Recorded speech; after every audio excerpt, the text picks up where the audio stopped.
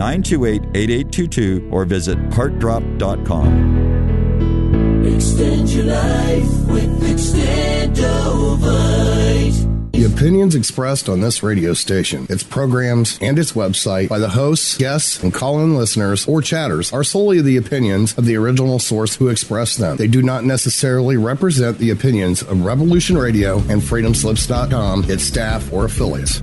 You're listening to Revolution Radio, FreedomSlips.com, 100% listener-supported radio, and now we return you to your host.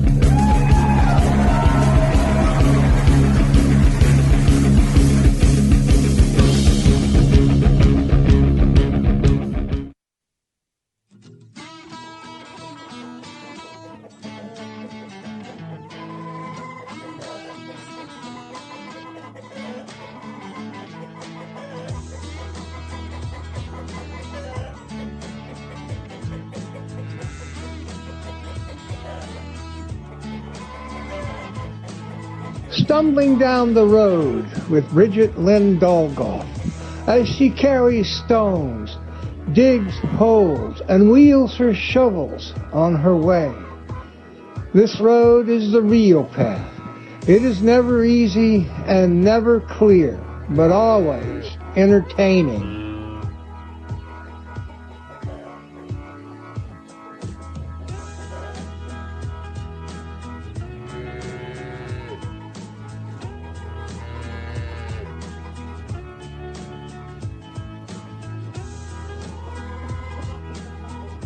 This journey has not been a seated event, as Bridgette walks, runs, stumbles, carries, digs, drags, laughs, fights, sings, prays, dances, kicks, screams, and oftentimes falls.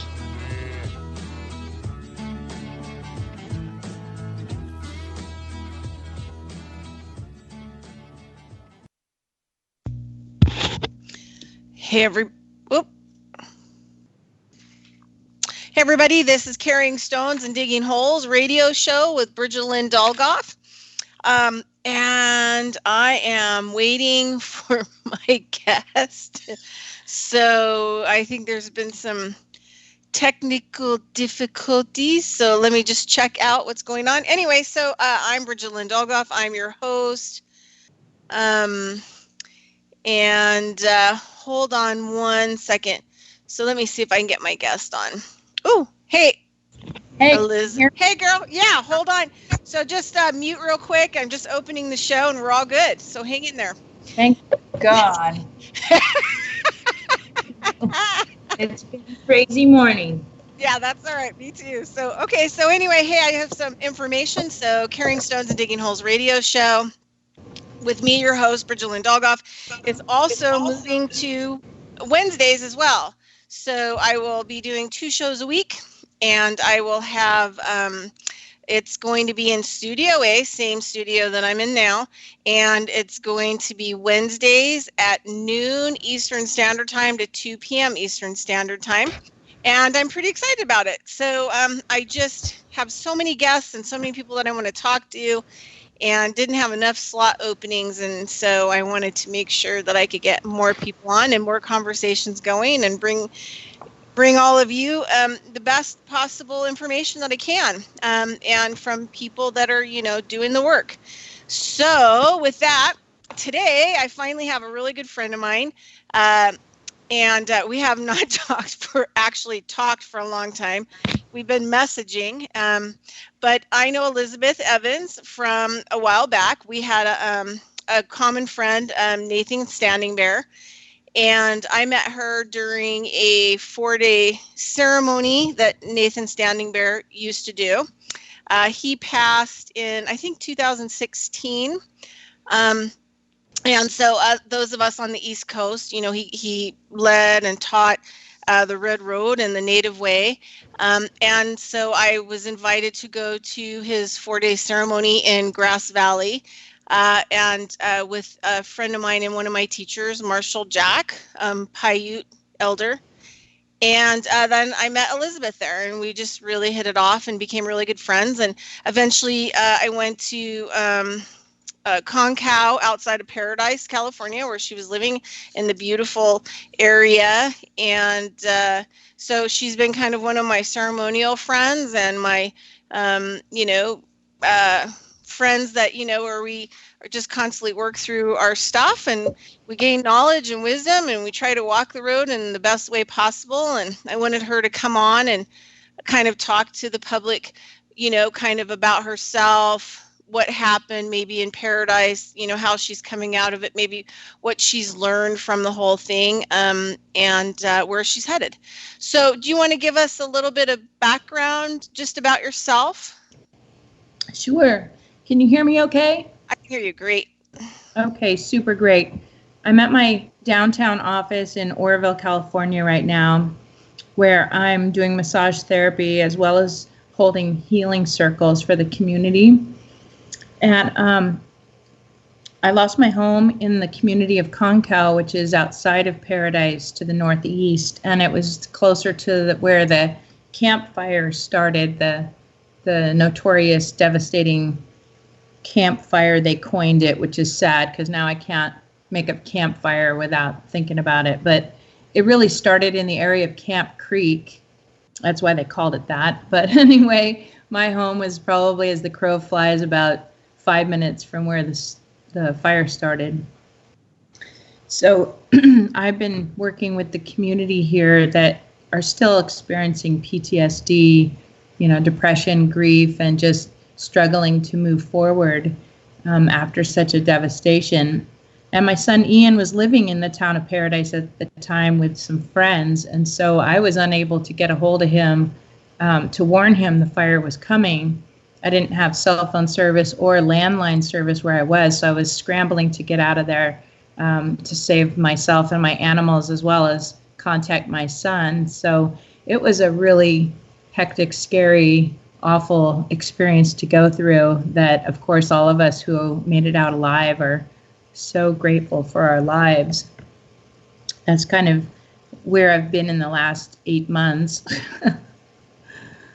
So just let me know how much more you would like me to go. Yeah, well, I want, so I'm just going to let you guys know that just as Elizabeth's friend, that she's kind of minimizing the situation a little bit. Yes. She literally woke up and there were flames all the way around her house and she could just flee with what she had on her.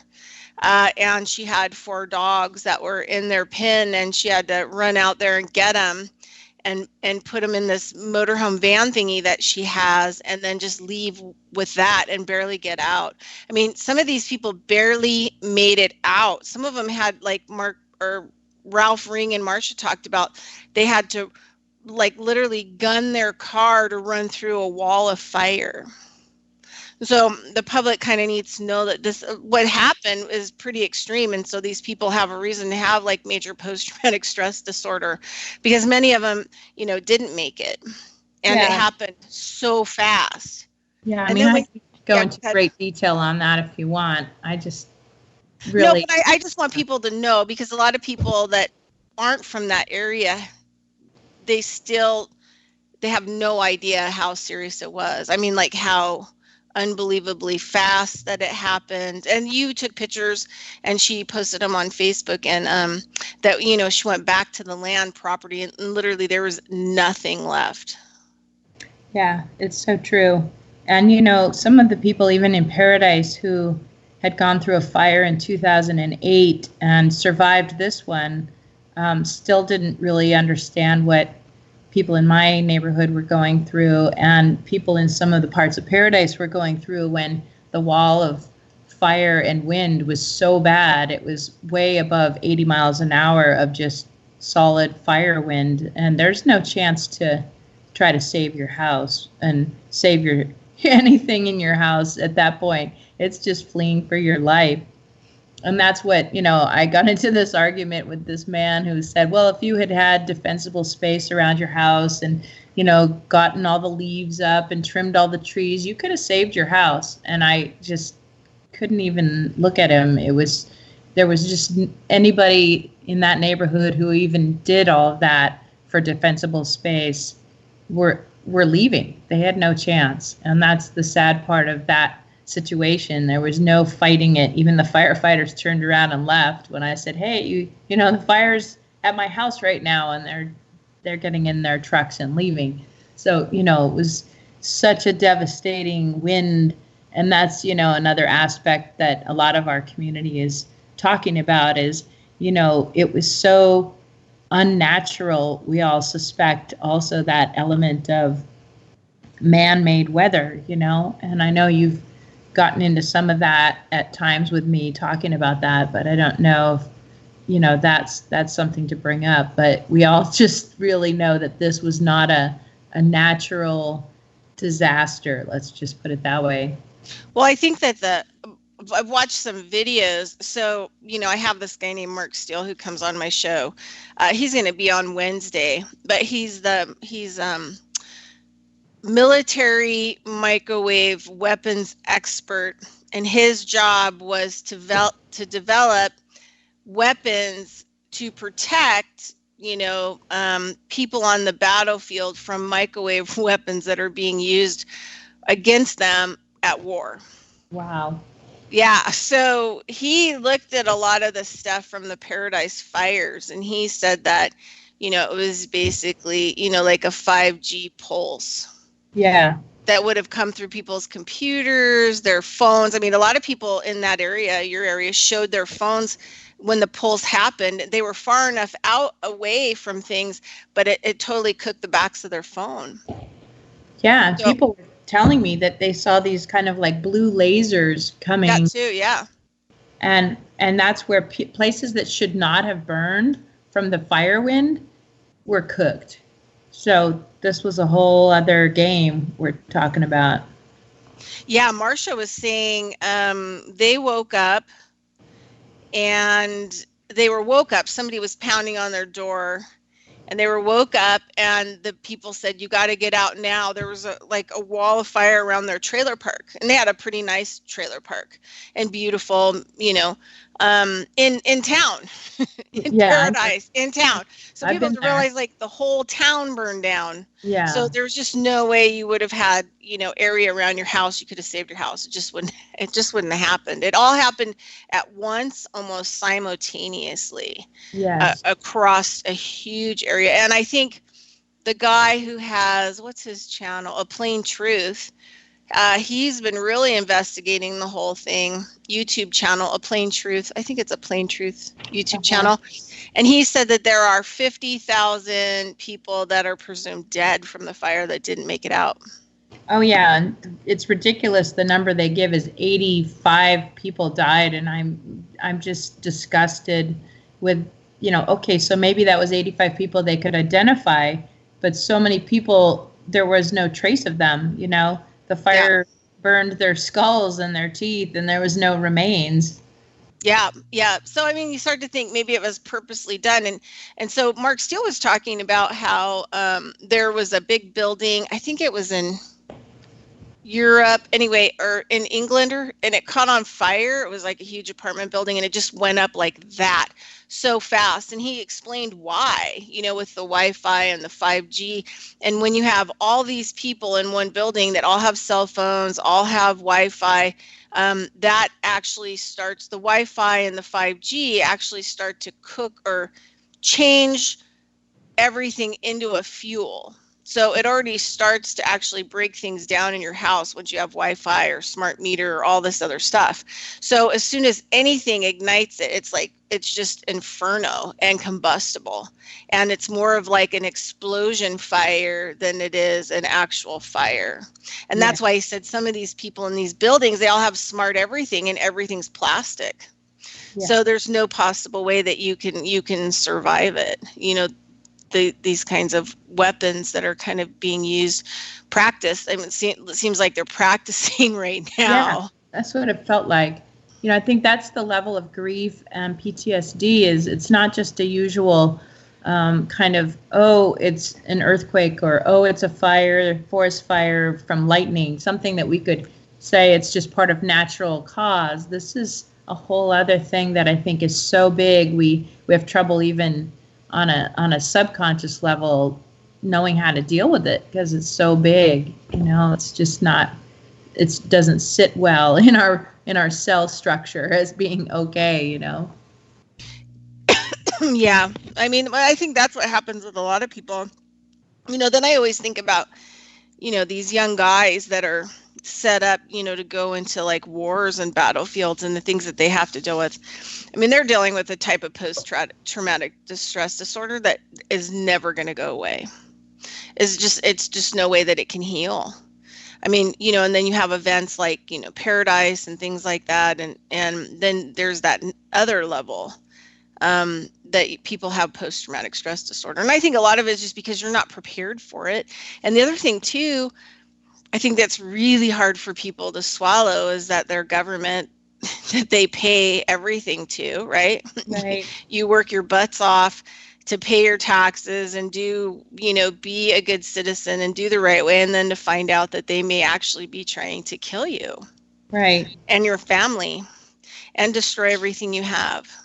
And I think that's the subatomic level of grief that we're dealing with right now, that I could say, oh yeah, my life got a little bit better. I now live in a house in town. I don't have a commute. There's a lot of levels of goodness, the silver lining that's come through, connections with people I didn't have before. But underneath it all is that level of grief you're tapping into there of our system that we know is so far broken, if not turned incredibly evil, that you just say, what are we doing? What are we living for and how can we make a difference? And that's kind of what I'm tapping into in creating my business in Orville, taking a turn. So there's sort of like the fire sparked it, but it's always been there. You and I have had many conversations on that.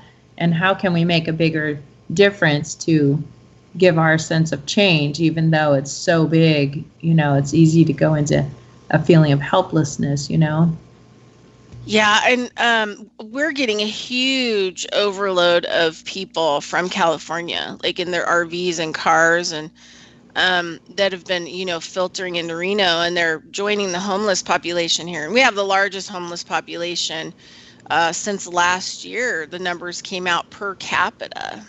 Wow. In the nation. Wow. Yeah, and so I think a lot of it has to do with all these crazy fires and that have been happening in the wine country, because these people can't, once they've lost their land and property and everything else, they can't continue to live in California. And their jobs are gone. Like, your guys' bank burned down, your hospital burned down, right. The school burned down. Like how do you go back to having any kind of life, a normal life? You can't go back to that life. Yeah, exactly. And then people who are marginal, and some of my friends that were renting in Paradise, that they can't afford to have the rent in the area that is available because the prices went up because, there was a shortage. There was shortage before the fire, and now there's really a shortage of rentals. And the rentals that are available are sky high, right? And that you don't have the resources to get your job anymore, or your whole job burned down. I mean, I think about these vineyards. I mean, how many people were employed at vineyards like the year before, with all the vineyard fires, Sonoma, oh yeah, Harbin, Hot Springs burned down. I had some friends of mine that year, Vadra, haha, kind of cracks me up because his teacher didn't think he had a sense of humor, so his last name was Haha. So Vadra Haha. But he was living, him and his wife, I think, bought a little, off-grid ranch place outside of Harbin that was 25 acres, kind of there. And somebody came and knocked on their door, like the fire department. They started posting it on Facebook. And they said, we've been asked to leave now. We can't take anything with us. We have to leave all of our animals. Like, we have to get out and out. There's no time. And they really kind of expected that, they would come back, like in a few hours and things would be fine or whatever. And they came back. They weren't even allowed in for like 2 weeks. Oh. And then they went back in and everything was gone. Like every other people's houses, the whole forest, like everything was gone. and they were forced to go back to her home country. I think it was like Switzerland or something like that, where she's originally from, because they lost everything and they couldn't get on their feet and they didn't have a place to stay. But I will have to say that after talking to Ralph and Marcia, they feel that, they would have ended up staying in paradise, for the rest of their lives. But because of everything that happened, they do feel like yourself, they feel like they're in a much better place, a place that they would have never moved to or gone to. Yeah. And they're really working on their life. You know what I mean? Instead of being like being a human doing, now they're a human being. You know what I mean? They're returning back to kind of their heart, what's important, what matters, really studying spiritually, really like working on elevating themselves to like the highest possible point. So they managed to kind of come out of it, and they had it pretty crazy. I mean, for 6 months they were in and out of these places, homeless shelters, and all kinds of stuff. And Ralph had just had open heart surgery. Yeah, I was supposed to see them in their new home. I was visiting a friend in Tucson and was trying to connect with them, and we weren't able to do that. But I never heard their actual story of how they got out of there. But I think all of us that did have that sense of, not all of us, but Marcia and Ralph, and I certainly do, and other people I'm around, a sense of, do over or start over, and that we're so grateful we're alive and that we have another chance. That kind of thing of like, what didn't you do in the first part of your life? I kind of look at the campfire experience as before the fire and after the fire, kind of like BC and AD, but it's like, before the fire, BF and AF. So it's like, what is my life like now? And that is that sense of, we have no time to waste. None of us really know how long we have, but there's a chance now to really make each moment count and be impactful in what do you really want to express or what do you really want to do. And so I've definitely, been online with a writers group, a wonderful group of women that really get to the essence of what is my path of purpose here, and that really is what feeds the soul, right? I'm doing a training at Commonweal, which I've worked at for 25 years, doing the cancer program there, but now they're doing a training on the healing circles. So how do we bring it into our communities, that sense of sacred circle and sharing on a deep level? And those things inspire me. They feed my soul. And so I think Marcia and Ralph, could attest to that as well, that they have a chance to really get to the kernels of truth of what they really want to do with each precious moment, Yeah. So another thing too, I want to let listeners know, because, Elizabeth, the reason why we met is because we're both, devoted to our spiritual path, just how it is. So she was really kind of working on, her someday work, while she's also working on people and working in her community and doing all the right things. So what's different, what do you think's different between, before BF right. and then, and now, like, what do you think is the major, component that has changed in you?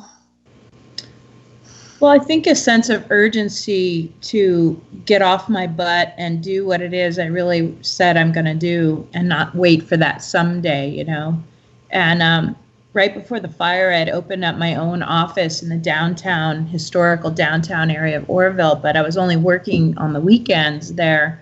And I really wanted to open it up as not only a massage therapy center, but a wellness coaching. So kind of moving into a whole bigger arena of how I can be of service to people's healing and basically create a platform of health and wellness to keep people out of the doctor's office. And I had worked for the Native American clinic here in Oroville for 15 years, as well as for a chiropractic office for 11 years. And so I was doing good work there and servicing the community, but it wasn't fulfilling me in my heart. I felt like I was working for others and benefiting their businesses, and they would probably be happy if I just kept working there until I dropped dead, and sucked my life force out of me. And not that they were bad people, but it was just feeling like I was working for these larger corporate people that I didn't feel like I could do the work that I really felt I could offer people entirely. And so after the fire, I quit both of those jobs and I decided to go out on my own. And that was a huge jump for me, because that's always a leap into the unknown and trusting, my spiritual calling, to just know that I'm going to be okay. And I think you're one of my mentors in doing that, Bridgette. Really taking off into that deeper trust level. And, I certainly have grown a lot just in the recent, I think I've gave my final notice and walked out of my day jobs, as I call it, in the second week of June. So, it hasn't been that long that I've been on my own. That has been a huge, huge shift for me, and just inspiration, that I can meet kind of the calling of my soul, as well as be of service to the community in a bigger way than I could before. Yeah, trusting, it's difficult, but I think sometimes you get, pushed. I know in my own life, I'm not speaking for other people, but, I've been cornered. I mean, that's kind of like how it feels by everything sometimes, and pushed, in a way where it just nothing else is going to work, no matter how, we can't pull an ace out of the hole anymore. And, something radically has to change. And, change is not easy. I think it, that's why, we always wait until something major happens, but hopefully we'll hold on to it after that, never go back. And I remember when I was like around 23, I started traveling to Canada. I met some friends in Canada and British Columbia. I used to go up there, and, it was a BC Bud, the underground pot industry was huge, because they all, as a population, had lost their logging industry, they lost their fishing industries, they lost, I don't know what else, they had all their industries, all went, kind of belly up in a short period of time, and the whole country of people were not in good financial shape. I mean, their money was not really worth anything. I remember going up there at one point, I think in the worst part, where I could take $100 US and, exchange it in, and I would get like $160 Canadian. Yes. And so it was super hard on them. But one of the things that they did was they all just decided to become pot farmers, going against the government. And all these houses started getting rented because they were doing grows in the basement, because there's a lot of rain there. So they couldn't really do these big grows outside. And so it started to really actually help the economy. And I remember a lot of them when I was going up there, because I was doing healing work up there. I would go up there, I don't know, every 4 or 5 months, and I'd stay like 2 weeks, and I'd see a whole bunch of people. And then, I'd come back and, of course, get to smoke really good bud. But but they also, so this is 27 years ago, and they called it the machine. That they didn't really want to work for the system anymore, but they called it the machine, because it kind of ate you up and spit you out. And Right. then you died. And then you wished you would have, done something else. So I always think about that whole thing of the machine, like this big monster technology machine coming at you and eating everything as it's getting closer and closer to you, till it finally, takes you down. Yeah, and a lot of people function still to this day, and that's part of, the system that's keeping the status quo, is people, just the mentality is that I'm going to work, I'm going to, basically buy into the system to get health care, and retirement supposedly. But, we learned in 2008 that was a joke. But that, I'm going to work until I'm 65 and then I'll get to retire. But now that's gone up. And now it's basically people aren't going to be able to retire. They just got to work until they really drop dead. And, that's the sad truth behind that whole system. So it's like, how are people going to get out? And I'm watching kids, my son's age, which he just turned 18, that are coming from low-income families, didn't get a high education, and then there's kids that did get all that, and they're all meeting up with becoming drug dealers and pot farmers and saying, screw the system, I'm going to just go off on my own and make a living that isn't raping my years of my life. And it's hard to say, oh, you need to get a really good education there, kiddo. Don't be a drug dealer. And I mean, morally speaking, I don't like it, but I financially understand where these kids are coming from, and we're not giving them an alternative. I'm working with my son with the Youth Life Skills Project right now and got some grant money for it, but I really want to make a difference with the kids on teaching them some life skills on how to make appropriate decisions on, becoming their own business owner, becoming an entrepreneur, maybe the levels of community, growing those intentional communities, as you and I have talked about in different ways, that are going to foster a whole new system, that is hard to do right now, but it's like each step we take to intentionally build a new way to do things is going to be basically, I believe, our safety net when the machine is crashing down, One of the things I love to have people on my show is grassroots people, but not just the people who are talking about it anymore, the people who are actually doing it. Right. And it's amazing. I go down these rabbit holes and I just find these incredible people like yourself and, what's making the change. And I have to say, Elizabeth raised her son in a good way and didn't vaccinate him. And he is a special boy. He really is like this amazing child. He is. And I let him go live on his own for 2 years in high school, and when he was 16, he wanted to live with his friends, and he was mature enough that I said, okay, even though my mother's side was like, oh no, he's leaving the nest. And yet, I thought this is a good chance for him to experience the world out there. And so he and his friends pulled it together really nicely. But when he turned 18, he says, Mom, I want to move in with you. I'm really tired of my roommates. They don't pick up their clothes. They don't do dishes. They get stoned and they sleep all day. And I said, well, that was a good lesson then that he had about learning about who you pick as your roommate, Yeah. And so he moved back in, and I love it. We get along even better, right? He's got such a great perspective on the world at 18. Well, he's probably a 60-year-old man in an 18-year-old person's body. So, we're going at it this summer to work a business together and using a biohacking company as our organizational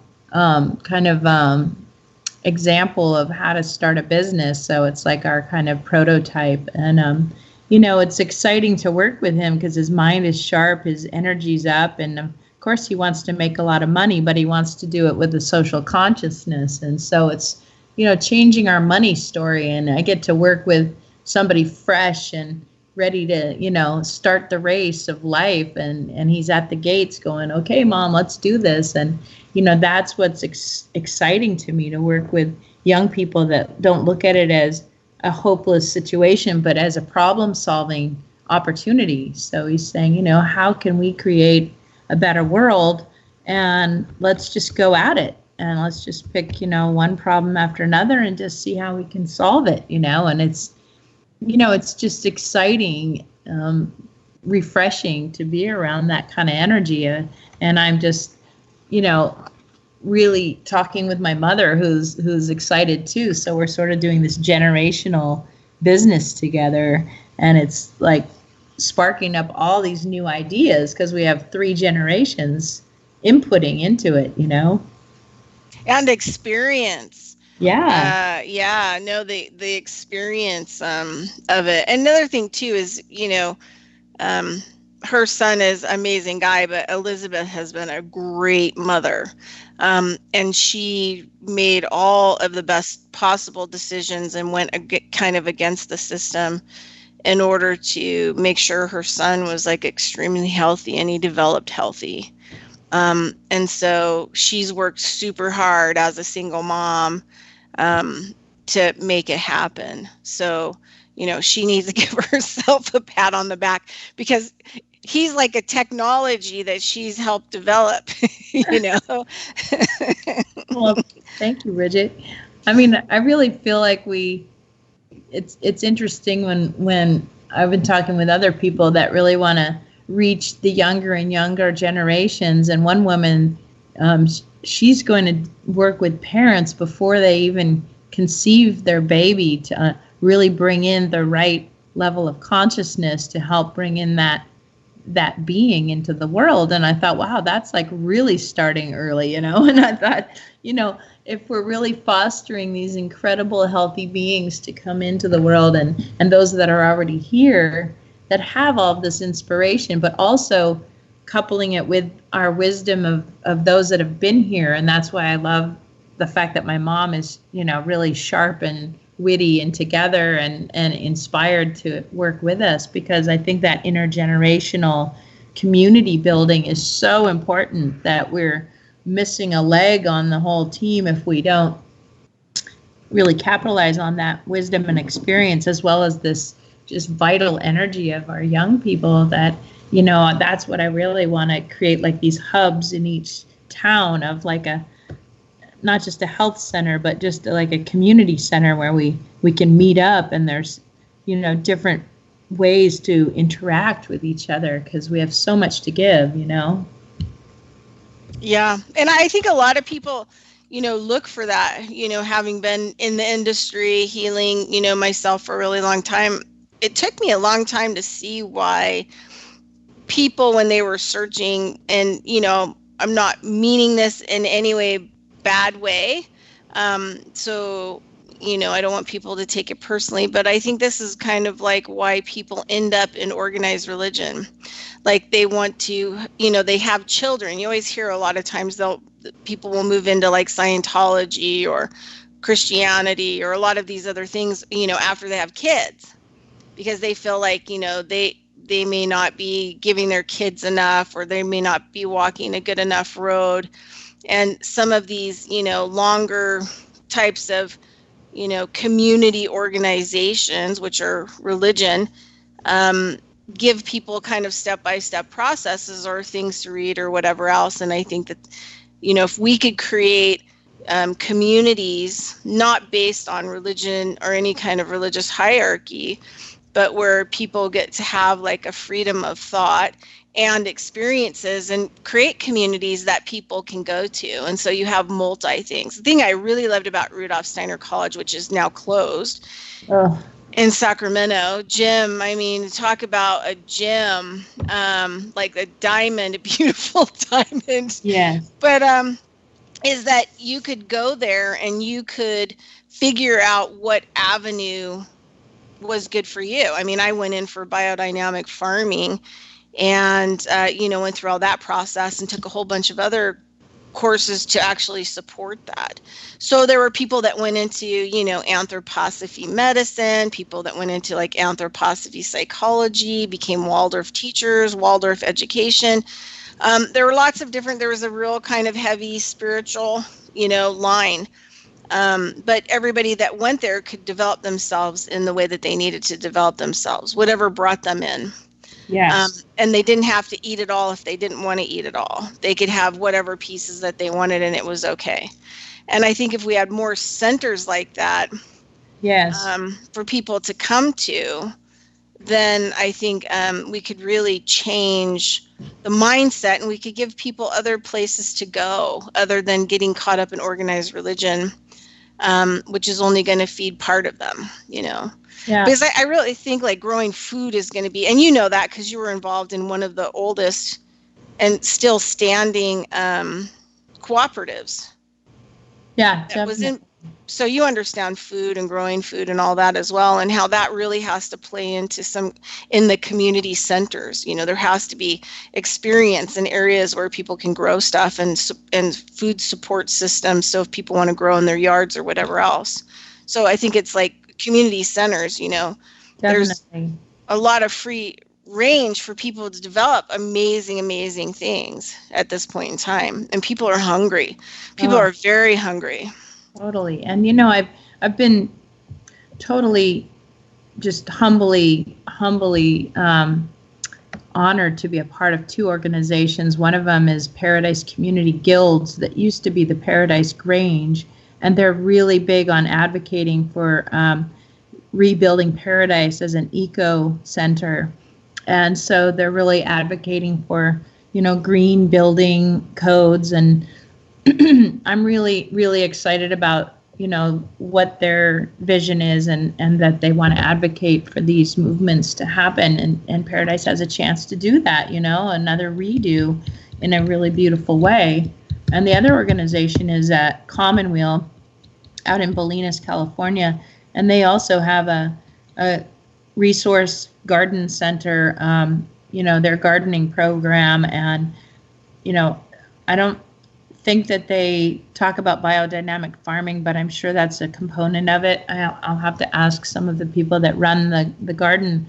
But, you know, there's total advocating on that kind of center for growing food in such a conscious way. And my vision has always been, of course, linked to those communities as well, but starting my own business after the fire, calling it Health Revolution Training, was that higher vision of, you know, what if we had that center in every town that we could plug into? If we're traveling, we know where that hub is, we know where to volunteer, if there's a community garden or a daycare, or there's people to tap into on, like, you know, those community centers with resources. And so it started me off on just starting my own little, you know, nuclear center at in Orville, Health Revolution Training, where, you know, the person comes in and we look at all the different aspects, much like you were saying about Rudolf Steiner, in that, you know, people could question which area of their life is out of balance and what do they want to focus on. Is it financial out of balance, or spiritual part that's out of balance, or their physical health that's out of balance, or their emotional or their mental state? And so all of it obviously is tied in, but, you know, where is it they're most interested in? And so that's kind of my first introductory, you know, questionnaire I give people. And that's, you know, like you say, you can choose which area you're most interested in looking at first, you know, because for me, my portal into all the rest was through my experience doing massage therapy with people, because it was so much more than just massaging somebody. I was having an incredible, deeper conversation with each person I worked with. And so, you know, I'm grateful I've had that opportunity to kind of enter in the way of health and well-being and how to support a system of well-being. And massage is part of that maintenance, I believe, to keep a person really in tune with themselves. Okay, so I always allow my guests to give the public information that they want to give, and I always pre-put this, that you don't want to give them a lot of your personal information, but usually people like to give them, you know, do you have a website yet for your evolution? Yeah, so you can go to healthrevolutiontraining.com. Okay, and then Elizabeth also Evans has a Facebook page too, where you can find her there, and her business page do you have a business page on Facebook too? Yes, and you'd go at HRTEE. EE is my name, Elizabeth Evans, but that's the way you would find my business page. Okay. Yeah. So that way you can, if you're interested in having a conversation with her, then you can contact her at those places. And I'll always make sure in the future that those links will be available. So we have about, before our first, so at 56 till, we're going to go to commercial break till about 1 after. So about 5 minutes, and we usually just mute and let the promos roll. Sometimes we can hear them, sometimes we can't on our end. And then, so that way everyone can take a break, and then we will come back after that and finish the conversation, just so everybody knows what's going on. So one of our hosts on Revolution Radio, freedomslips.com, Mona Radler, which I've been on her show quite a bit, Adventures of the Feral Hippie. She's pretty cool. She was an herbalist. She's like done herbalism for a long time, just been into a lot of stuff. But anyway, she Skyped me and asked me to ask you if you would like to be on her show. Oh, fun. Yeah, so I'll hook you guys up later on in the next couple of days for that, and then you can make a decision about going on there and hanging out with Mona for an afternoon, which is really cool. So let's see, we have a few more minutes left. So I want to just talk about number one, I just want to say, because Elizabeth is my friend and I haven't been able to talk to her for a while, and I just was really proud of her, how she handled everything. Going through, and I'm going to get teary, but thank you. I know that it wasn't easy for you, and I just love you, and I just was so proud of you. You didn't miss a beat. You just hung in there and you kept on moving. Thanks for saying that. Probably the thing that got me through the best was to do something that I knew how to do that was normal, which was to just go to work, to just show up at work. And even at work, all of my coworkers, because I hadn't quit my jobs yet, they all just kept bringing me gifts and clothes and gift cards and, baking me things, and just, probably the hardest thing was actually receiving all the gifts I received. I'm always the giver, and I think that's the hard part in being a giver, is to receive. And so I've humbly been working on receiving from people, and that's been a real eye-opener for me, and in a big, big way, the work I need to do with myself, and maybe a lot of people. But I know as a woman, we're taught to give to our families and give out to our kids and give to our spouses and give to our parents and give. And so to receive doesn't come easily. And that was almost too much to take in when after I lost everything in the fire to accept all the gifts people gave me. In fact, I have 2 wonderful women that passed away right after the fire that I received. The one woman's house, her name's Vesta, and another woman, Faye, who passed away, and her kids gave me all of her stuff that was in storage. So I'm still unpacking boxes of Faye's treasures. So that is incredible. Holy moly. And that really gave me a lot of, let's just say, renewed hope for humanity. Where people come out of the woodworks to really give. And I think more than all the terrible things we hear about on the news or read about are the incredible amount of giving and beautiful things people do. And that, to me gave me I couldn't hold any cynicism anymore. We want to be cynical and distrusting, and I couldn't. It was just a beautiful thing to receive. And one woman came down from Mount Shasta and volunteered her skills in EFT or tapping for people in PTSD. And so I held a healing circle in my office with people having gone through the fire and survived it, and did her course on EFT, which was a huge help to quite a few of my friends that were just really struggling, and they left there light and smiling and happy. These are the stories that just uplift my heart. Yeah, well, I think it's good. So you're kind of planning your future kind of about what's developing in Paradise? Yeah, actually, a couple of people that run the Lotus Guide, they're online, lotusguide.com, and they do a lot of amazing, they just, remind me of all the people you interview on your show as like people they put in their magazine. But they had just opened an office in Paradise. They lost everything in Paradise, but a wonderful artist, Mariana Love, offered her studio as their office. And so they also offered to me to do some of the healing circles up in Paradise there. And so, there is a community outreach happening that's just, I'm plugging into, that I think in the long run is going to create some really nice, long-standing, thriving community support, Yeah. Well, and, I think that, one of the things that, Marcia and Ralph, talked about is that, that they're, the reason why they were in Paradise was because there were a lot of extremely conscious and aware people that particularly in that area.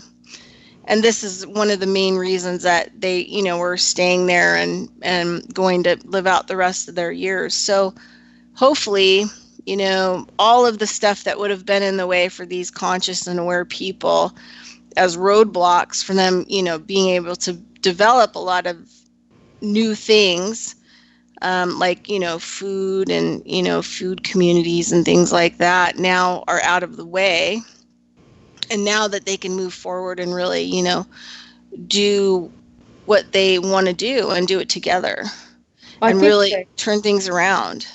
I think it's going to be a while before the soil is safe in Paradise. Yeah, yeah. But I mean, in terms of, all of my incredible community of people that lived in Paradise are now scattered to the wind. There's, a few that I'm able to tap in with, and that's wonderful. But it's sort of like, I don't know, this is the analogy I got, is like when the Tibetan monks had to flee from their country and they went out into the world. I felt like the people of Paradise that were really holding a high level of consciousness are all now spread out in the world. It's like that was the time to go out and really plant new seeds. So, using the analogy of the garden, is, we're all going out into the world to connect even more communities. And yet, thanks to the online community, we're able to still chat with each other and connect with each other.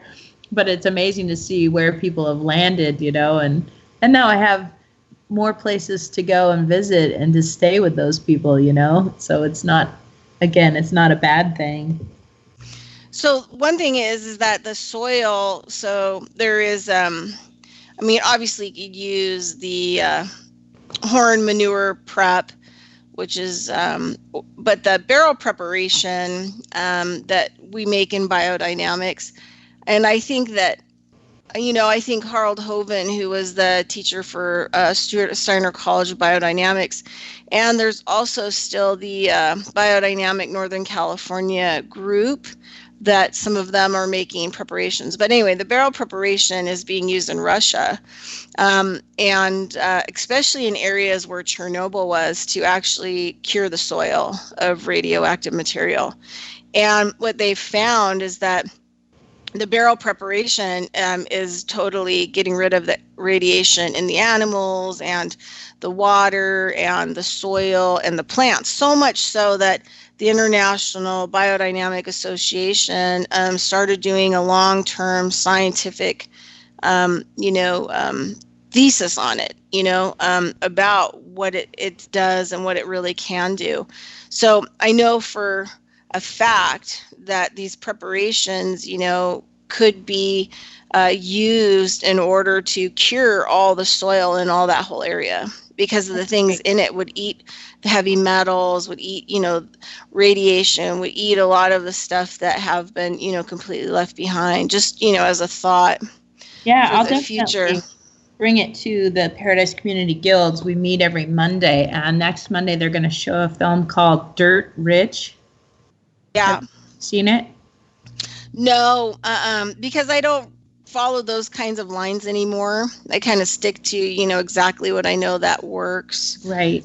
But I do think, there's a lot of documentaries out there with dirt. One of my favorite documentaries of all time, dealing with land and environment, is called a documentary. It's called Green Gold, and it's a guy who is Asian descent, and he starts using large-scale permaculture in areas in the world that are like complete desert. I mean, to the point where nothing grows, and he turns them back into these lush, beautiful areas where the water comes again, the rains come again, natural springs perk up. They become like these giant, huge food forests on large scales. So that's a really cool thing too, to watch. I think Paradise Community Guilds showed that movie and I missed it, but I will tell them about that one too. Yeah, you tell them to replay it. Everyone should watch it 5 or 6 times. Like, keep playing that one. So that's a really good one too. Good. Yeah. Thank So you. yeah. So so where do you think you're gonna head now? I mean, like, what are your like short-term plans, like getting it through the rest of the year? Well, I think we'll have to go on our break, and I'll. Oh yeah, that's right. We're in our break. Hello, That all you at good-looking the people break. out there in Revolution Yeah, I'll see you at Radio. one after. This is Mario. Okay. I invite you to join me Thursdays at 6 o'clock for This, That, and the Other.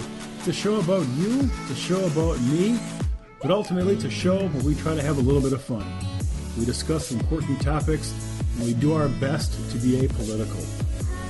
So I invite you, put on your favorite pair of comfy sweats, your smoking jacket, and grab a beverage of your choice, and join me Thursday evenings at 6 o'clock for This, That, and the Other on Revolution Radio.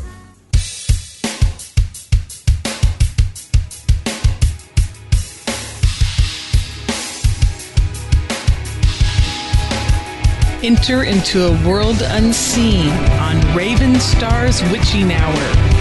You will encounter eclectic topics from the realm of spirit brought into our matrix of truth. With your host, the Solaris Blue Raven. Solaris will bring you an array of unique guests covering topics from ghostly spirits to amazing anomalies, covert technology, UFOs, and shadowy global events. And that's right here at Revolution Radio, freedomslips.com, Saturdays, midnight till 2 a.m. Eastern Time. Revolution Radio, where information never sleeps. Let the magic rise.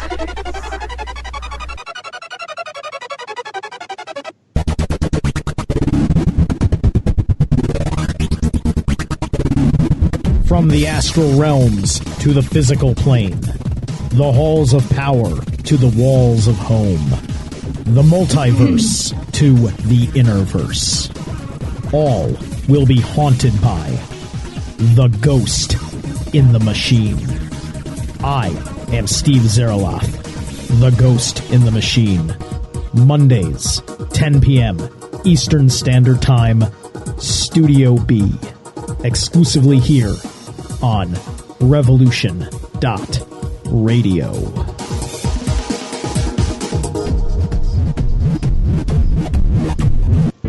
Extendivite really works. Just listen to what some people have to say.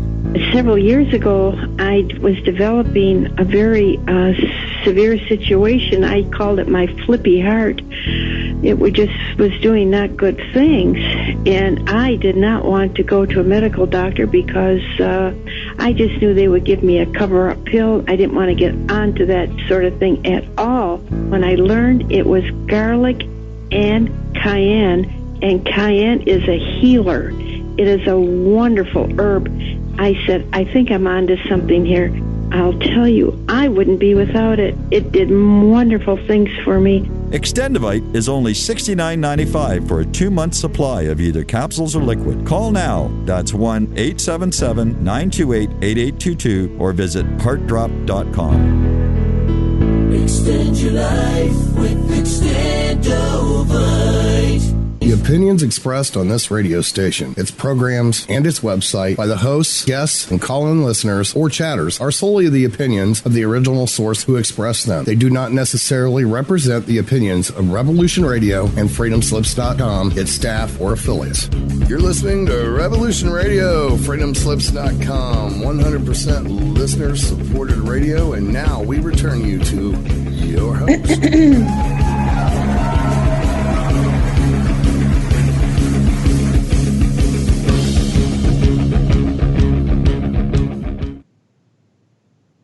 Hello. All right, we're back.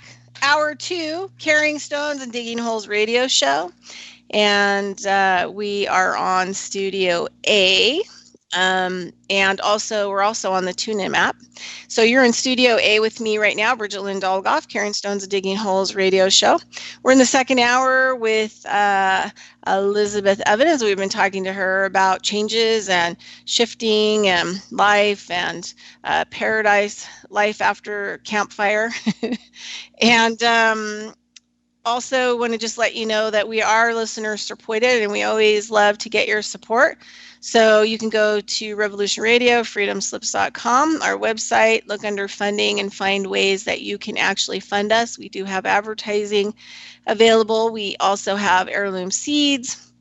And if you just feel like giving us money, because all of us volunteer and do what we do and try to bring you the best possible information, then that would be awesome too. And I'm still kind of working on my back page for my show because we're on our old site because the other site we had got hacked. So we're in the process of getting all of that fixed. And so if you want to contact me, you can contact me at consciousnessofeconomics@gmail.com. And then I can get back to you for any reason. So we're in hour 2 of our conversation with Elizabeth. And before we start talking to her about what her future holds, I kind of want to just throw something in here. Just one of the big things, one of the biggest developments that, I've had in my life, because I've been kind of pretty much homeless since 2006. My business partner was murdered and just a lot of things, happened, transpired, and, my whole family died. I got brain cancer. There was a lot of stuff that happened. And then in 2009, my business was attacked several times by the state and the government for no reason. And basically, did what they do, which is discredit you and get you out of sight and kind of, destroy your career. They didn't destroy me, but one of the things that happened from a lot of my Native teachers is, this whole, what I learned a lot that I've been working on is a lot of this entitlement stuff. And what I mean by that, which has really helped me to kind of free myself from the system, because we hear a lot well, everyone's entitled to housing, everyone's entitled to being able to have food. Everybody's entitled to have all these things, but it's from the outside in. And then when I really started looking at kind of my hidden kind of belief systems and structures kind of about entitlement, I started to realize, in my life that, I'm not entitled to have a place to live, I'm not entitled to have food to eat. I'm not entitled to have a good paying job, retire, and have a happy ever after. But that it's up to me to make those choices and decisions and how I want to participate in my world. So having been homeless and kind of, living in my car, most of it, since 2006 and being here and there, me personally working on my issues surrounding that poor me syndrome of I should have this or I should have that or it should just be given to me.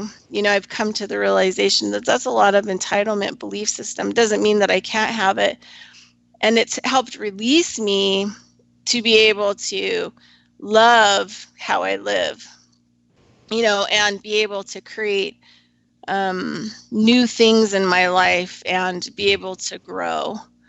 And so that's just, for me, it's been a long period of growth of working around my entitlement stuff, and actually, going back to not being a human doing anymore, trying to get somewhere on the journey of entitlement, but being able to be a human being, and that even if other people are not okay with me living in my car or my van, or whatever other kind of phrases or personal inventory that they want to throw at me, because I'm doing the work and the personal work, like, I'm okay with where I'm at, and I'm actually super glad to be where I'm at, probably more so ever in my life.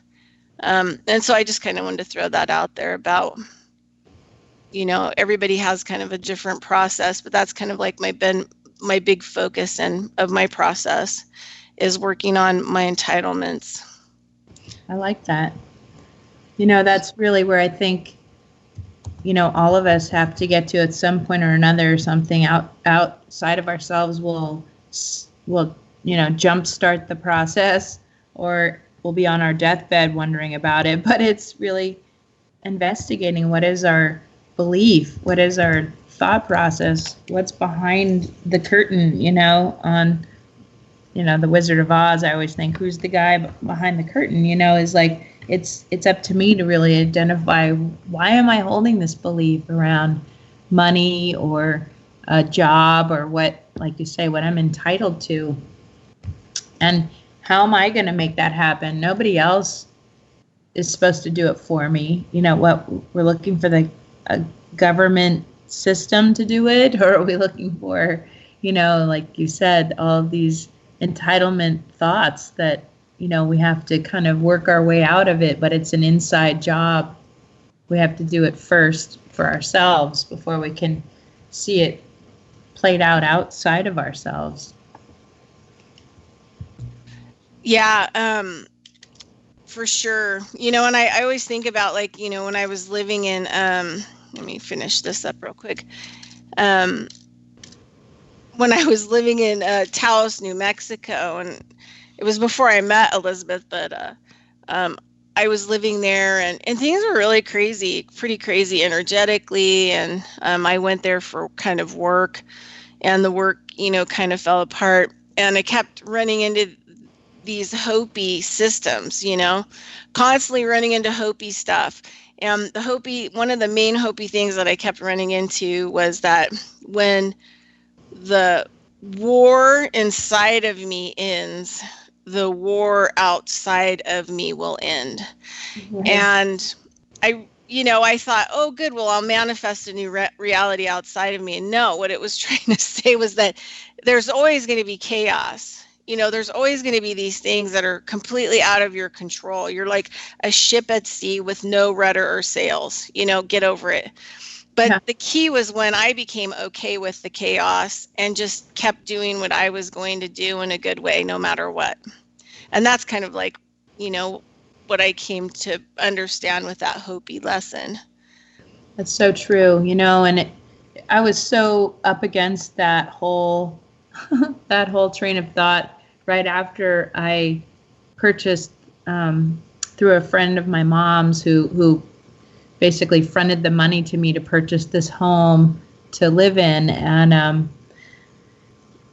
I 4 days later, after I moved in, a childhood friend of mine was on my doorstep with her 2 dogs and her pet parrot. And she had left her husband, who was very abusive, and she had to leave her children behind with her husband. Even though he was abusive to her, he was a pretty good parent to them. And she had no money. She was a house mom, hadn't saved any money. He controlled the purse strings in the relationship, and she needed a place to land. So there she was on my doorstep, and I was so looking forward to finally landing in my own home after staying with friends for 4 months and following their whole pattern of their life, and really looking to create my own safe little sacred temple of a house. And here comes my friend, who I, of course, let her stay with me, but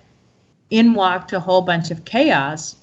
I thought I was going to have this quiet little home to build, and she brought a whole entourage of all kinds of chaos with her.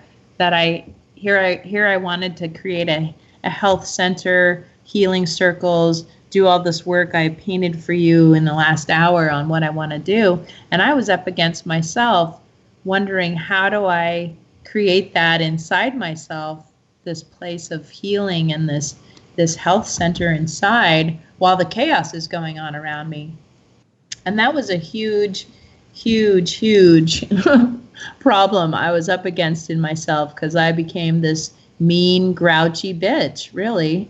And I was thinking, what happened to the Elizabeth I really, as a healer, I thought I am. And I was faced with all the beliefs I had on how that healing circle's got to go. And, sometimes we want it all wrapped up in a nice package and a bow and just say, okay, I'm working on my ugly stuff today, and then I'm going to go home and rest and take it easy and run a bath, and life is going to smell like roses again.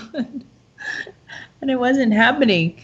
I was up against some pretty big challenges having this friend of mine move in, and she's still with me right now. In fact, her daughter's here on summer vacation, so I have a house full of people. It's been growing, and it's like my idea of a house by myself, living alone, was cast to the wind. So I was challenged.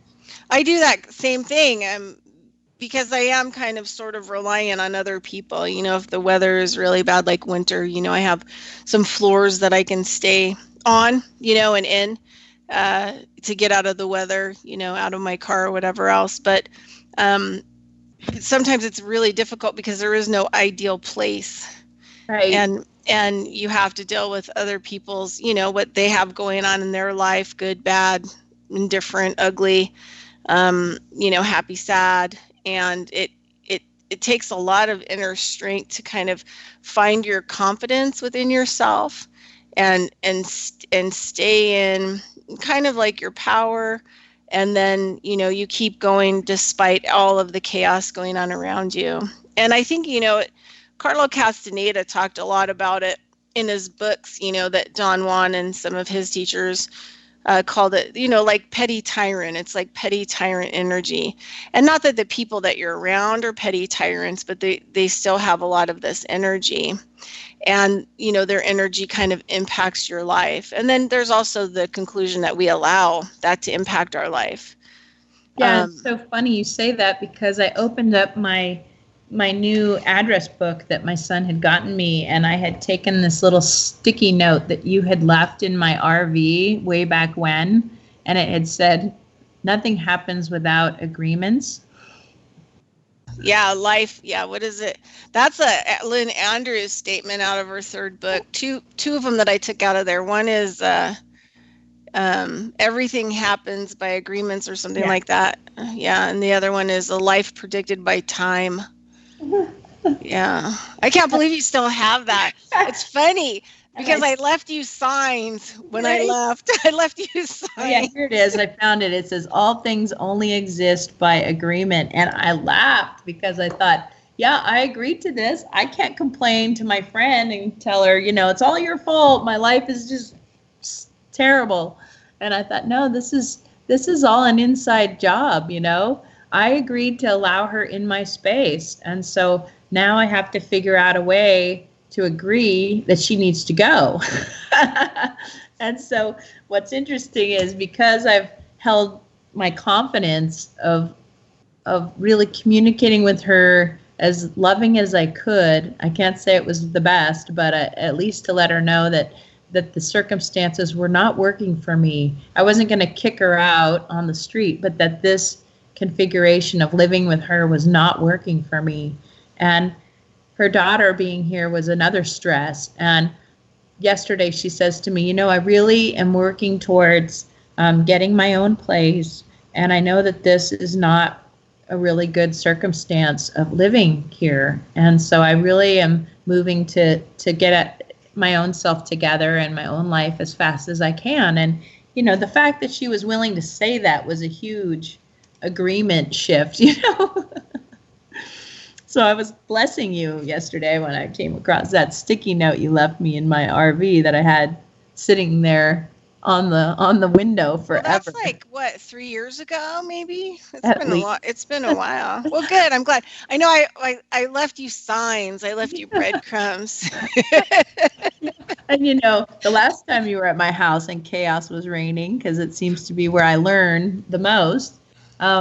I was telling my son Ian, I said, "Oh, do you remember that time when Bridgette came to visit? And then after she left, Rainey and Ron were having an argument and screaming at each other, and it was Easter time, and you had to eat your dinner in the bathroom." I mean, isn't that a sign when things need to change, when your child has to eat his meal in the bathroom? Right, because he's the smart one. He's the smart one. I know. I laughed and I said, "Remember, I had to scream louder than them and tell them they all had to go. They had to leave." And he laughed at me and he says, "Mom, it's funny you bring that up, because I completely forgot about that. I forgot about Bridgette visiting. I forgot about Rainey and Ron. And you know what? It shows me that I just let it fall off my back. I just sloughed it off. I mean, I'm not damaged because of that." No. Yeah. And yet we hold resentments and anger and load it up with all kinds of emotions throughout our lives over events that happened, but they already happened, right? I mean, kind of the fire analogy again is like, it happened, and then we can stay struggling with it, but at what point do we choose to move on? And not that it's easy, like you say, change is not easy, but at what point do we say, there's nothing I can do about that. I need to move on.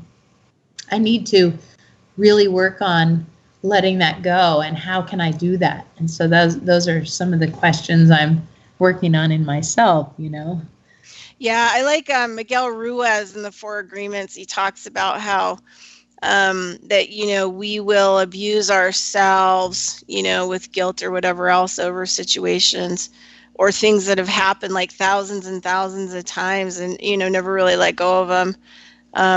And maybe even not even let go of them at death. I mean, that's the scary thing. But come back in, with these attachments, right? So we could, finalize it, 300 years later, I'm going to finalize the situation with this person. And he said, no other being, on earth does that. Even animals live in the present moment. Oops, it happened. They're over it. They move on. Right. We're so strange in that way. And yet I had hope for my son when he said, "Oh, I let that go." It's like, oh, please, dear God, yes, let him be a free human being, Well, he chose when he went to the bathroom to eat his dinner not to participate, so it was easier to forget about it. I'm not participating in this. It's so true. That's why the fire is, you start to learn more about, as you have a journey with fire and like fire ceremony and fire medicine, like you come to the fire, you come to the grandfather, and you do your work, and that's it. When it's gone, it's burned, just like, kind of like, I guess we could look at your house, like there wasn't anything left. Grandfather Fire said, "It's a done deal. It's a done deal now." It's a start over. It's a new, fresh start. And what's funny is all of my attachments that I have with stuff. I'm always collecting stuff and, hoarding stuff, in that I want to sort through it to see what are the little gems in my stuff that I want to keep and what I want to give away or what I want to throw away. And I always want to be sorting, like I'm like always caught in the sorting part of life, sorting through it and sorting through to find the meaning. And then poof, here comes the fire. There's no sorting, the sorting is done. That job is over. That job is over. It's taken. And I'm laughing because, how many times have I had people come over to my house and say, "Wow, you should just burn it." People have said that to you? Yes. Wow. That's another interesting part of the whole stuff, and now I've inherited my friend's mother's stuff. And so I'm like looking again at all of this stuff that, we have houses to put stuff in. We get storage units, we put stuff in. We go traveling and we put a small amount of stuff in our bags, right? And, we like to carry around our stuff, which, I think how wonderful when people I meet that travel lightly, I really take note of that, and people who can get it down to, and I think you're one of those people, to a bare minimum that you travel with, right? Well, there's only so much, I have a storage shed too, and there's only, so I have my winter and my summer stuff and, other odds and ends, but there's only so much you can have. And, it was really kind of living out of my van, especially for like the last 6 years, is people try to give me stuff and I'm just like, oh, no, thank you. And if, I say I can take it to the homeless under the bridge, because I do, I take a huge amount of stuff that people give me these days because the homeless, need it. And I'm not talking about homeless that have access to being able to go to food banks and go get clothes and a bus. I'm talking about the people who like have zero. They don't even have, they have one set of clothes on their body. They have a blanket and a pillow, and they're living in blizzards and, ice and snow that we get here. So I take a lot of the stuff over to those kind of people, but I'm really picky at what I will take anymore because I just don't, I can't deal with the stuff. George Carlin talks about stuff same way. But, it's interesting, like stuff is everything. It's like it's the focus of everybody. And then you have these houses and you wonder why you dread cleaning house. It's like because there's no open surface. If it was like there was a lot of open surfaces, I could wipe that down really fast. I can sweep that. I can vacuum it really quick. But, it starts building and building and building. And then you're like, wow, it would take me a month to clean my whole house. Too much stuff. And so then you start to get overwhelmed, I think, and then imprisoned kind of in this stuff as well. And I did want to give a little shout out to my friends who I stayed with. Tracy and Jackie run a nonprofit called Feed My Peeps. And they feed the homeless in Oroville. Jackie does a lot of the cooking. Her husband, Tracy, does the doctoring of the food to make it taste really yummy. And so they feed about 200 homeless people every day for lunch. And Jackie works through the Hope Center here in Oroville, but she also runs her own nonprofit with her husband, Feed My Peeps. But they were constantly giving blankets to the homeless people that were at different areas at different camps, making peanut butter and jelly sandwiches, doing all kinds of stuff that would just, give them a little pick-me-up. And, they had only been in Oroville for a year, and they did all of this for the homeless. And then as soon as the fire happened, Jackie was just tuned in. She knew that I tended to sleep in at least till 7 a.m, and she's an early riser, and she just bolted out of bed and said, we got to get to Elizabeth. So she was the first one to get in touch with me and said, you're coming to stay with me. So I was homeless, but not for very long. She just swooped me up, and I got to stay with them. But it really gave me an eye-opening view of the homeless population, hearing their stories, which reminded me of you, Bridgette, on how you've interfaced with a lot of homeless people, and how that's just such an epidemic. It's just only getting worse, especially with California fires. Well, this is the part that really, upsets me about people. Unless people lose their jobs or they lose their house or whatever else, and they're facing Skid Row themselves, right? They don't really take into consideration all these people who are pushing carts. It's almost like people don't see the chemtrails, where they don't see the homeless people either. It's like kind of like washed. They got their like horse blinders on. But there are so many people that are homeless living in tents that have a 40-hour-a-week job. That's just, yeah. I mean, it's shocking. Like, that's where we're seriously, going. I'd say at least 40% have jobs, but can't afford a car and cannot afford to have a roof over their head. Because our rents here for like a fairly decent studio is like $800 a month. Yeah, and that's ridiculous for most people if you're on any kind of limited income. Because you have children, like you have a 40-hour-a-week job, but you can't afford to put a roof over your head. And I would have been that way. I mean, I was one of the very rare few that had access to funding through an incredible, generous friend of my mother's that decided to come through to help me. But I would have been living in my RV and not really being able to afford even the rent space at these trailer parks. Some of them were just too expensive, and the trailers that the FEMA trailers, they were loaning them out, were leaking, had problems. I mean, my RV was better than that. So I was like, there I was receiving some free donations at the Hope Center here in Orville, and that's where all the daily homeless people that live that way, were going there too, and they were mad. They're like, "This is our stuff. We're the real homeless. You're not homeless." And I felt so bad to take anything from the donation center. I mean, really? Yeah, because then that's their whole life.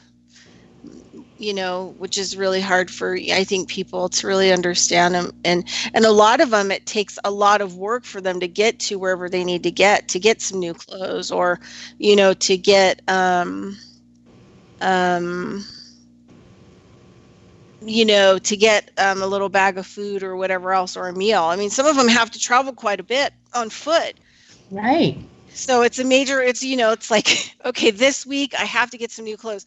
So I have to make the 10-mile trudge, to the clothing donation center. And then to get there, and all these other people, like the fire victims, there's nothing left.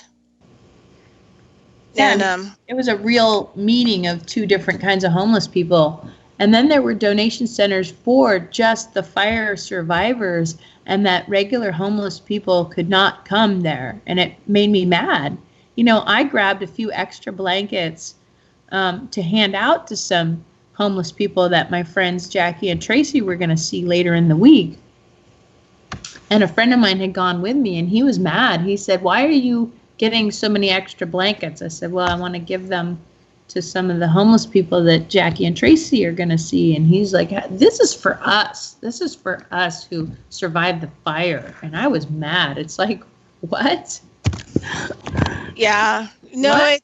There's such a total disconnect. And the other thing too is, I'll just tell this really quick, and then we'll move on to something else. We'll have about a half hour left of the show, about 25 minutes. But so most of the homeless that live under the bridge, some of them still get food stamps and stuff like that, but they're so dirty and filthy because in the wintertime, they have no access to fresh water.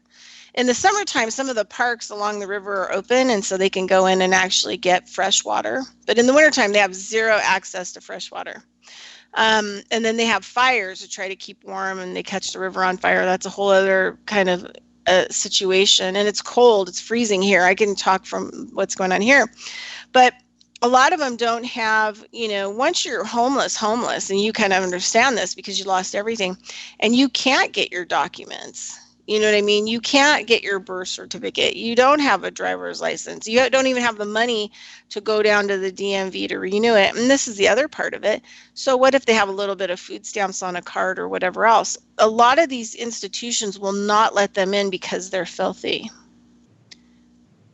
Right. So they can't go in and get groceries. And if you don't have ID, you cannot get food from the food banks. You have to have an ID, or they will not give you any money because it's a government racket. These churches are given, subsidies that pay their rent every month to give, free food that they get from somebody else to the public, but they have to register every person that comes in to get that food, and they have to show certain numbers, which means that the average, homeless person, number one, doesn't have ID, doesn't have a way to get to a lot of those food banks because they're not in the locations where the people under the bridge are.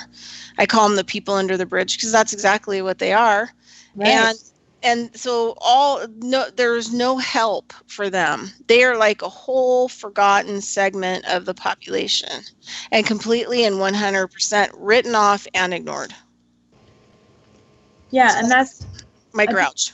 That's part of my vision in my hub center, my centers in each town vision, is there's a place for homeless to go to get these resources, There's somebody that is a counselor or some, like you say, a garden growing center that's, on the outskirts. They can go work there or, there's resources, I think.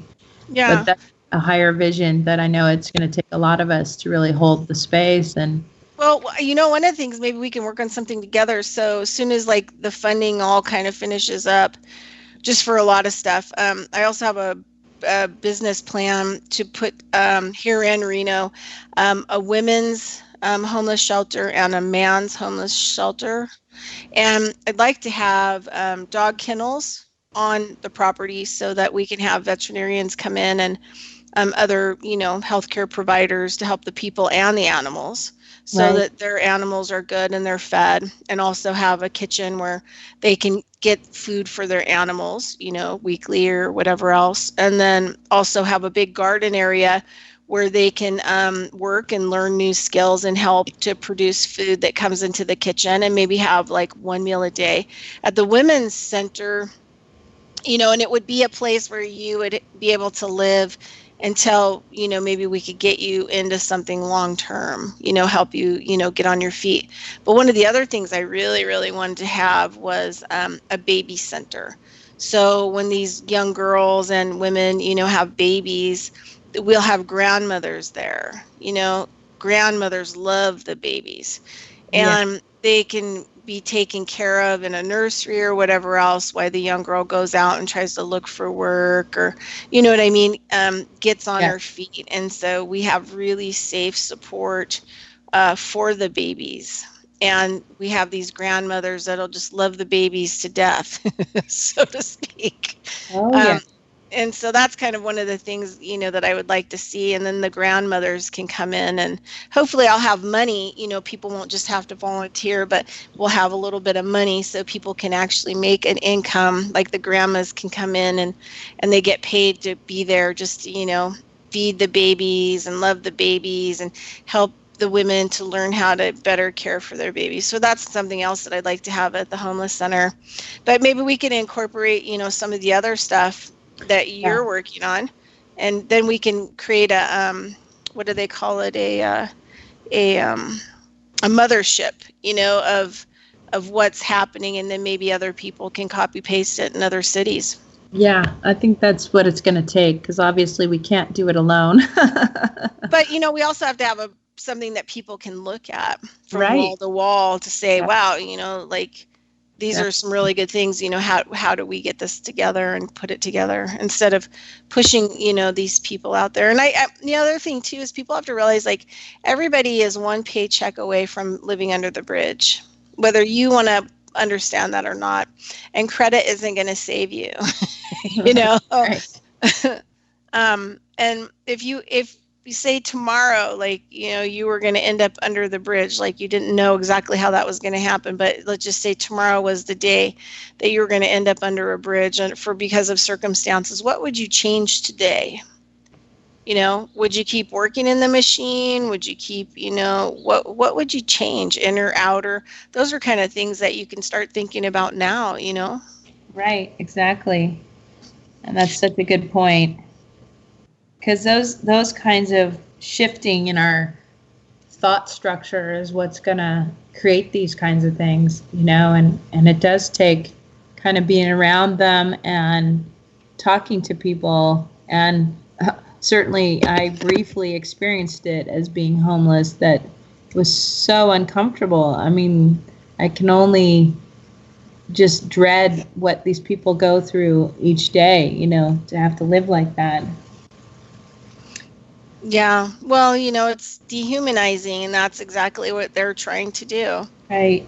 It's they did it to Native people. That's how they took control of the United States area. And then they created borders so that those tribes couldn't communicate with the other sides of their tribes, South America, Mexico, Canada. So they start blocking everybody off and pushing them into areas where they're controlled, to come back and murder them, or, mass genocide. And so what do we think they're going, what do we think they're doing to us? Yeah, and there's two more things I want to bring up about go ahead. that. And one of them is, because I've worked with the Native American community in Oroville area for 15 years, and there's some people that really are self-made people. They really made their life successful, and they didn't have any kind of help along the way. And then there's those that are getting a pretty good chunk from their casino in the area. Some of them are getting like $4,000 a month, and yet quite a few squander it. They put it right back in the casino, gambling it. They learned all the bad habits of what I call is the white sinful way of, how to be basically, I don't want to say white trash, but basically uneducated, not have any kind of way of skill of how to save and thrive and have health in their family.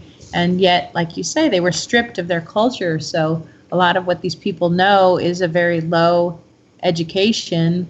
They're living off of some kind of welfare, and then now it's the casinos giving them money, but they have no education on how to improve their life. It's just handed to them, and then they're just like, oh, okay. But a lot of people know how to do poor really well. And some of the people that work at the casino will say, oh, we noticed that so-and-so will be in here right after they get paid, and then the following week they'll be here and they'll be looking in the cigarette butt, smoking the end butts of cigarettes because they're out of money. And it's like, wow, that's, the vicious cycle. But what I was really tapping into with some of the people I connected really well with at the Native American clinic is, it's time for all of us to reach out beyond what our native born bloodline is, that we're all a human family. How are we all going to come together to go beyond what our history was, because we can, like we were saying, stay stuck in the struggle and the anger and the resentment and the guilt and the everything else. But what are we going to do to reach out of that? What are we going to do to connect with each one of us? And that's what we're saying about our mothership or our community building centers. It's got to be, going beyond just on the reservations. Now there's people wishing they're Indian because, oh, look at the casinos are paying them all this money and they get all these incredible services for being Native American, which is, I celebrate that. How many people lost their lives for their descendants to have a good life like they have now, Well, and the other thing, too, is the services are not that good because they're not native services. If it was traditional, they'd be doing herbal medicine and a lot of this other stuff. And so pharmacy and Western, medical is forced on them. So that's really not like the best alternative for them either. I know from having clients that are Tongan, because they are a type of indigenous people, right. That when they come to America, a lot of them come through the Mormon church, brings them. On their island, they all have land. They all have like papaya trees and, it's lush. They eat this very, really good diet. They may be heavy, but their bodies are healthy, super healthy because of their beautiful diets that they have. And then they think, America, come to America. So they come here. And once they get here, they're trapped. They can't go back costs a lot of money, to fly your whole family back, you know what I mean, back to your lands. And the grandmothers and the mothers don't want to leave because they don't want to leave their children behind, so that's included. But once they adopt the American diet, right, because they can't really get the kind of food that they're used to, eating that, 3 meals a day, as fresh, right off the vine, right off the tree, kind of food, they adopt the American diet, it literally cuts like 30 to 40 years off their life. I believe it. It's poison. Yeah. And I mean, for the American lifestyle, I think a lot of cultures get here and either sell out or, and I think, like, what was that? I forget who quoted it, one of the native leaders, but he said white man's disease, so we do have this prevalent like white disease, where we are kind of not long-term, we're more short-term, it's about me, kind of more reptilian thinking. Someday, the future, you still creating your life from the past to the future. There's no present moment kind of a thing. And you're right. We all have to start working together. And it's super great because I keep getting more and more Native people who want to come on my show and talk about, soil and seeds and herbal medicine, a lot of other types of things where, before, early on when I was involved with Native people, it was very difficult.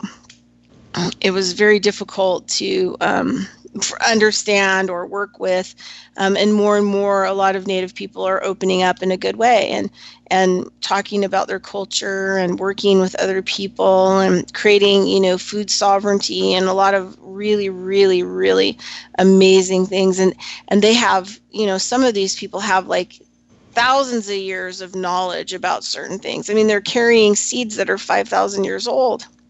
Those seeds are talking to them. They're telling them things, They're giving them information. And that's so powerful, and I talked to one of the Native people at one of the casinos that I live right down the street from. And, I said, look, why are you all not linking together as the different tribes of the area? Okay, so it's a casino. You all want to try to bring in more people to attend and make money from, and I get that, but why not link them all as a bus ride of a tour where you each get to have a highlight of what your tribe is known for, some of the culture, to bring it back, to educate people about your tribe and your culture, and something that would be educational about even the past history of what the tribe went through that was horrible and where you're at today. Something that would educate the people coming in that might be spending money at the casino or staying in the hotel, but on sort of like a native tour.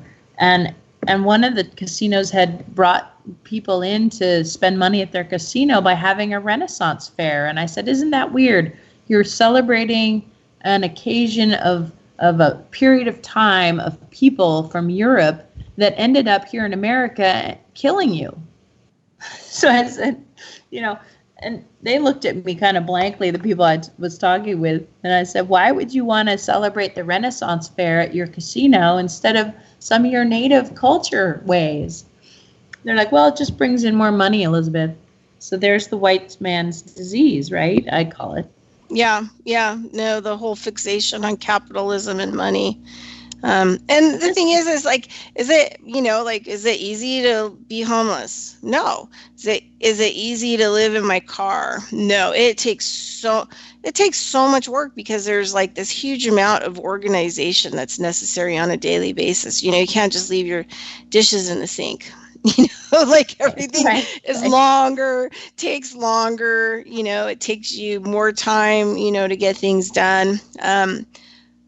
And so I'm not advocating, people be homeless, but I have learned a lot from it, doing it and being personally having, once you are not responsible for your personal, emotions, mental, physical, spiritual, even, your car, how you're living in it, once you're not responsible for 1 second, it comes back on you, like directly, and can drastically affect you. So it's really taught me how to be, 100% awake, aware, responsible, and conscious, at all times, and watching, everything that's going on around me and how I participate in it.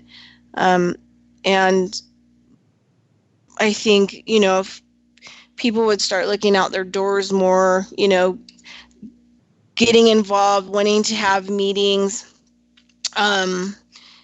really by the people, for the people, without other people, putting them together and telling you how things are going to be or how they're going to go down. I think if more of us just, if you have free time, start, creating something, putting something together so other people can be involved in it and, be open to a community, because it's not a dictatorship. It's not all about you, but, you'll have to be open to hearing what other people have to say, good, bad, or indifferent, in order to be able to work together and then actually start creating something. I like that. And that's kind of where I'm headed, as you said. Where are you going in the future is not only creating more healing circles, but what I like to call learning circles, so that people are having a platform to share what they know in a circle of people interested to be there, and that we're sharing from a level of growing in listening to each other. And we all have such incredible resources. And also, I have the access to a young person, my son being 18, and his friends that are eager to learn how to be successful in their life. And so here's the beginning of how do we plant those seeds of socially conscious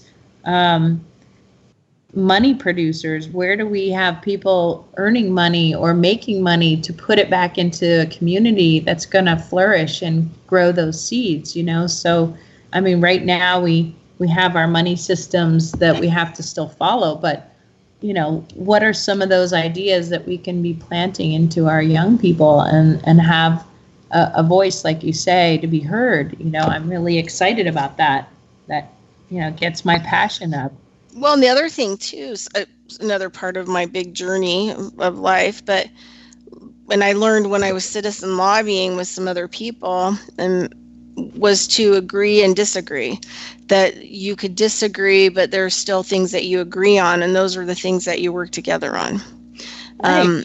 But it's okay to disagree, and it's okay to argue, and it's okay, for people to not feel very good about other people. But these are all things that we work together on solving, so that we can come to the part where we all agree on something, and that's where we focus our energy, and that's where we move things forward.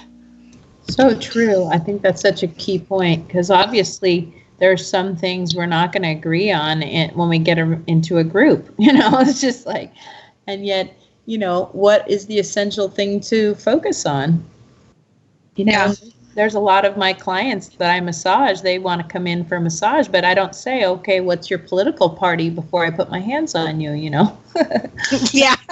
And yet, we will start a conversation and I'll get the idea that, they think a lot differently than me, but they'll still show up the next week for another massage, even though we disagreed, and we actually, the things we did agree on were very essential values of life. And, that's where we did come together. And I think that's what we're talking about too, in creating a human family dialogue, not what's your political view or what's your ethnic background or what's going to be a divisive kind of conversation. Yeah. And then sometimes, we have to help people work through other stuff. We have to be a little patient and tolerant, which I think there should also be a boundary on that. Like, how long will I be patient and tolerant, before the person can actually make some changes? And maybe they may not be able to make those changes in our group. But how do we, find outside environmental influences for them to go to that may be able to sustain them long term for dealing with a lot of behavior or emotional stuff that they may need, with always allowing the door to be open in case they want to come back in and help out with the community. Well, these are really great things that inspire me a lot. And one of the things I wanted to say before I forgot about it, and which is getting me in touch with some of these things you're talking about, is another group that I'm being interviewed, and it's airing on the July 31st, but it's through a group called the In Story Show. And the woman, Devorah Spillman, interviews me, and her whole basis is that in your story, thus the In Story Show, it's in your story that when you share it, other people are going to maybe resonate with, or it'll reveal through your story what your purpose is. And so I think that's what you're doing here today, as well as for other people, in drawing out of people their story. There's a sense of purpose and a deeper meaning, and where do we connect with our stories, and moving into the future. So I do want to invite you as well. I can send you that link, but that whole platform for sharing stories is really powerful. She's going to do a quarterly show on interviewing people, and I would love for her to interview you, Bridgette. No, I would love that. I would really love that. And I sent you links to Mona on your Skype page, and then to Mona. So if she contacts you about being on her show, it's always good to talk about everything that you're doing, so that you start. One thing I've learned about radio and doing this is it's about intention. Getting clear with my intention and being able to speak that. I used to be terrified of talking to people when I was young. I mean, I would just, if I did find somebody I could talk to, I would talk their face off because it would be like rare. But I was terrified to talk to people, and it's taken me a long time to get more confident. And I think radio and things like this, really help us to kind of figure out what our intention is, where are we headed, and, how do we verbalize that? And so it's really helped me a lot. So I'd love to have other people that are working on things come out. So tell us where people can find you again. Okay, so my website is healthrevolutiontraining.com. I'm also going to have a website up of my own name, ElizabethLEvans.com. The L is for my middle name, Laura. There's a lot of Elizabeth Evanses out there. But if you find me on Facebook under Elizabeth Evans, I'm the one in Oroville, California. And then I'm also on Facebook with my business name, and that is the sign @ and then capital HRT and then little EE. So it's Health Revolution Training Elizabeth Evans, it all stands for. But I'm also on Instagram too, just under Health Revolution Training.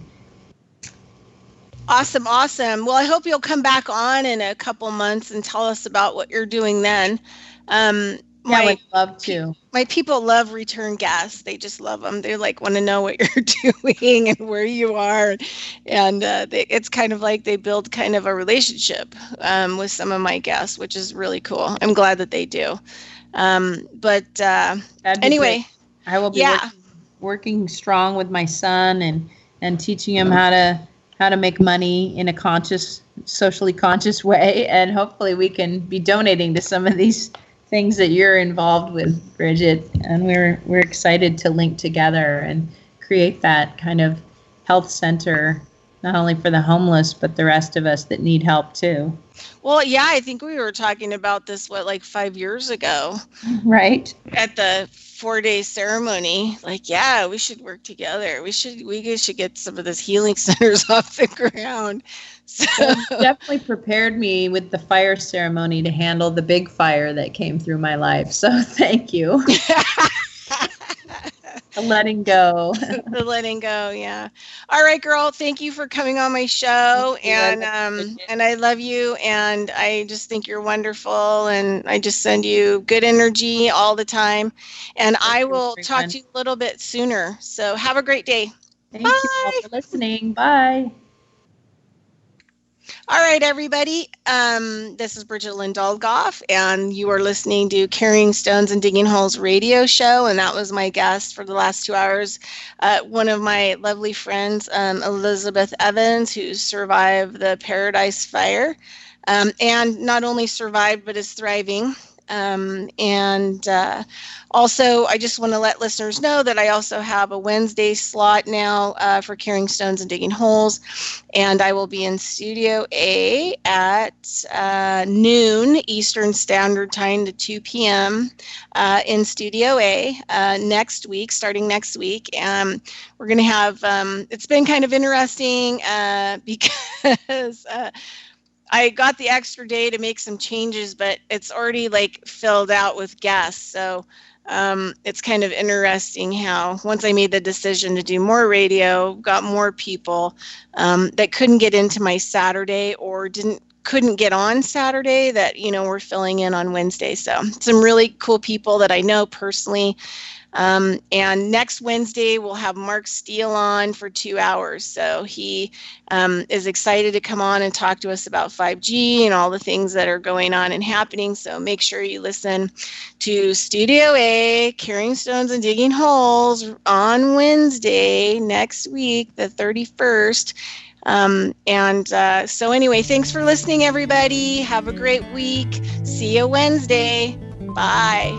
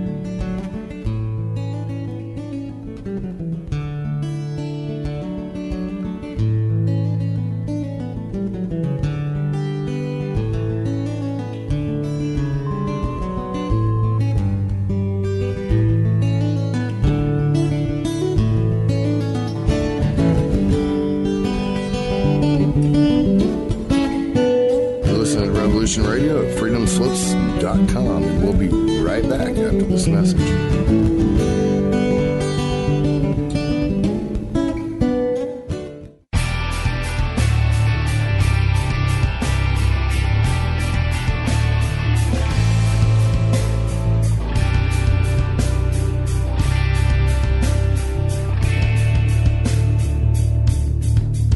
Welcome to Revolution Radio, where you, the listeners, are in charge. Here at Revolution Radio, we present 48 broadcast hours of news and information each and every day. Revolution Radio never sleeps. Revolution Radio is worldwide and borderless information. Revolution Radio is also commercial-free. Revolution Radio is supported 100% by you, the listeners. And that's why we appeal to you to donate and support this station and its expenses. You can support us in many available options like archive subscriptions, our seed pack selections, or even my woodworking store. And we also even have Revolution Radio's swag at the Revolution Radio Zazzle store, in which you can get t-shirts, coffee cups, even a baby onesie. Or you can just plain donate to the cause. We cannot continue without your support, and your support is what helps pay the bills. So please, if you wish us to continue, please stop by our station support page and drop a dime on us. Revolution Radio, where information never sleeps.